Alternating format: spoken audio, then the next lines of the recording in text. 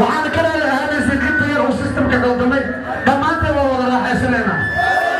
wiil kasta oo garabkiisa istaagay idinta ka baxay weliga la soo wada si jiray taashay madana hada marka ay dhaho CK family na CK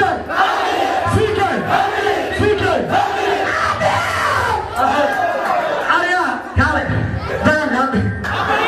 waa faraxsanahay social media hadday geliyaan waa isku dhaxeen waa buugaan hadda